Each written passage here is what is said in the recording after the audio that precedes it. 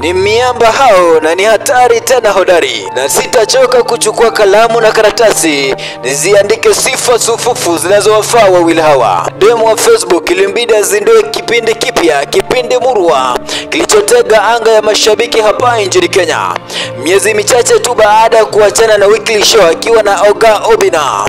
Umbea Kona ndilo jina lililovutia mashabiki, na kwa mitindo wake wa kipekee na ucheshi wa kuvutia, demu wa Facebook aliahidi kuwapa mashabiki wake umbea safi bila chuki, huku akiguzia matukio motomoto yaliyotikisa mitaa na mitandao. Ilikuwa hatua kubwa kujisimamia kama msanii anayejitegemea, na tayari bila ya mapendeleo wafuasi wake wanasikia raha na karaha wakisherekea kwa kishindo. Je, Umbea Kona kitakuwa kipindi cha mwaka?